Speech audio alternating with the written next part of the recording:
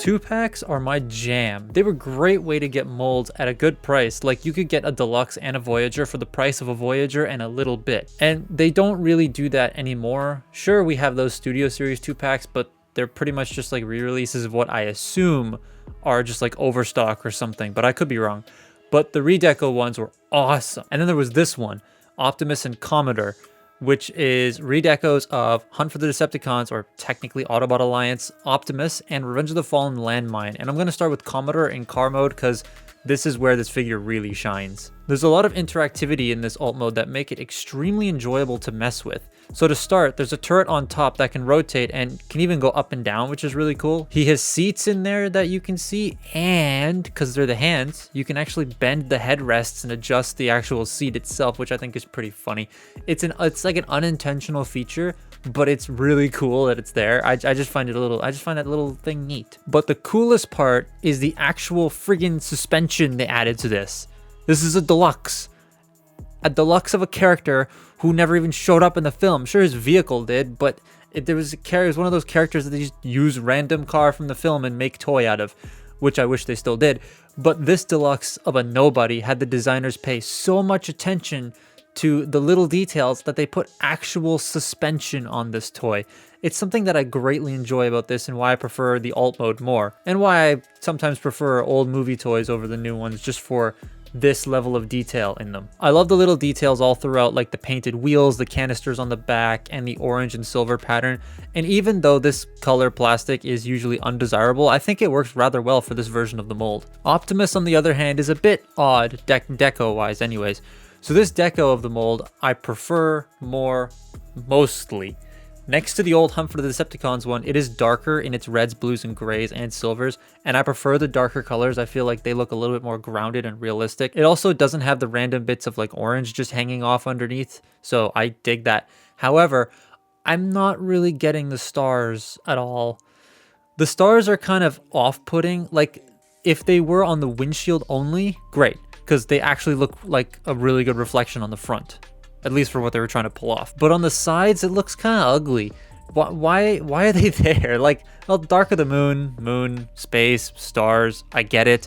But I don't really like it that much. It's just a very odd choice to sprinkle stars all over the side of the truck. I guess they were trying to make it look very different from the other versions of this mold that they were out there.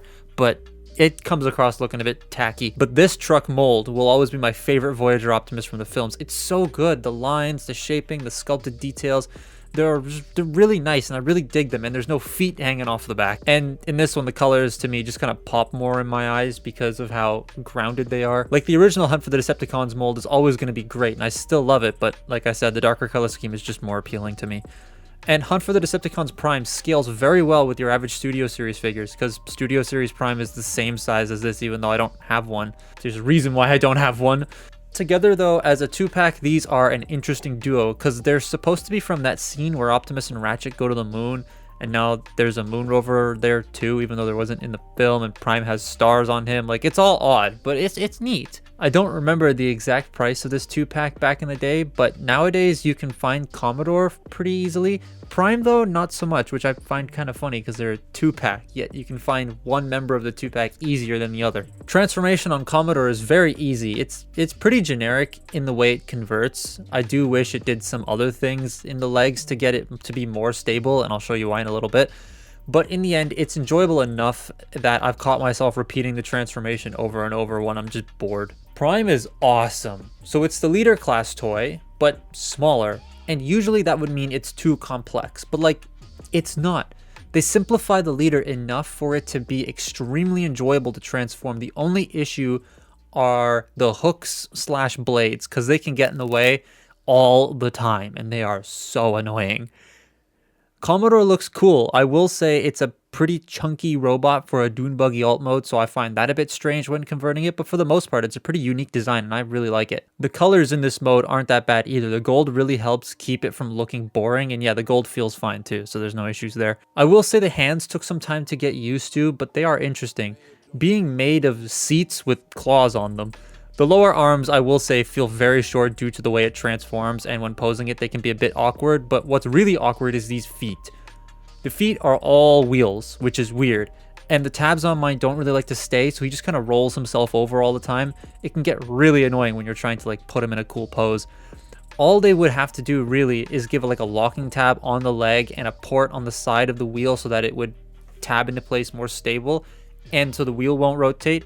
But alas, that ain't the case, and it really drags the toy down for me, pun kinda intended.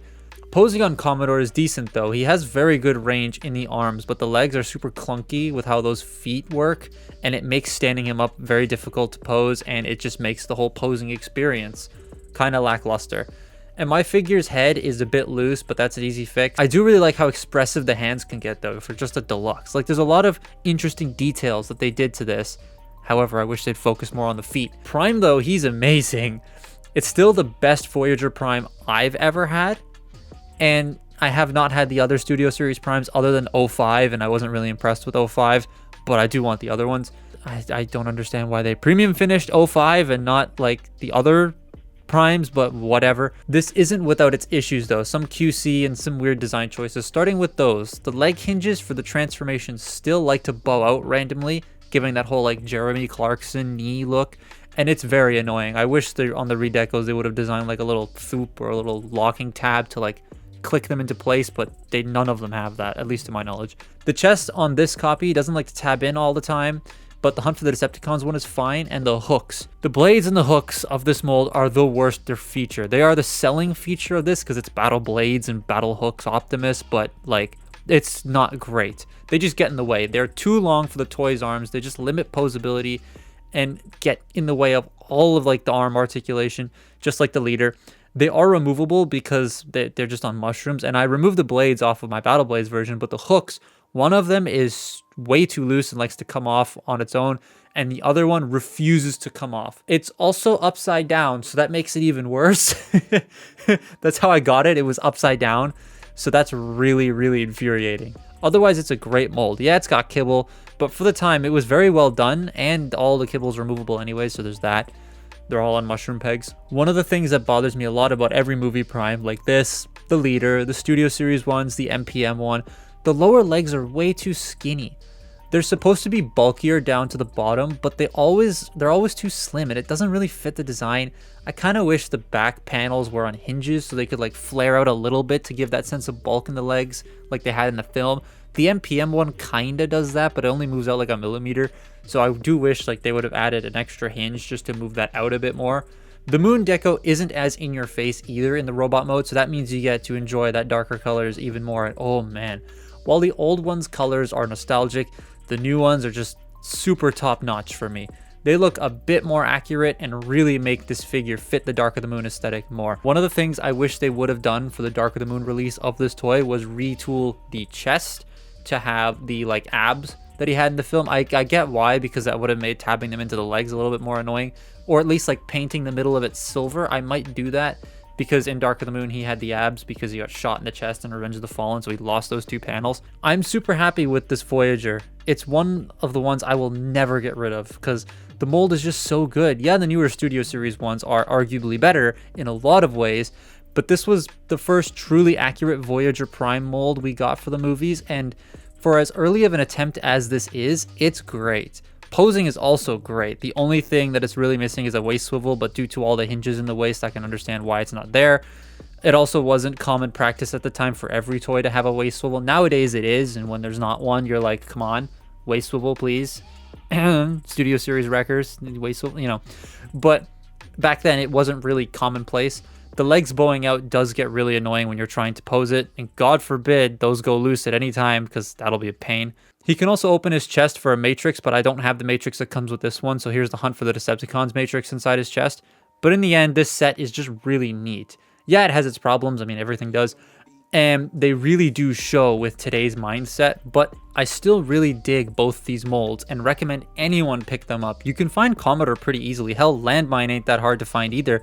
There's a lot of redecos of this mold, and Prime goes for a bit more than I assume most people would want to pay for it, but there are some pretty good deals out there. Like, I got this whole set complete for about 50 bucks, and I got my Hunt for the Decepticons Prime a few years back, used but complete, for about 20 at a local comic book shop. So it's not super expensive to try and find one of those primes. I know the Studio Series ones are better, but this one's engineering is just extremely fun. But that's been my look at these Redeco 2-pack of Optimus and Commodore. Follow me on Twitter and Instagram, and I will see you next time. Goodbye.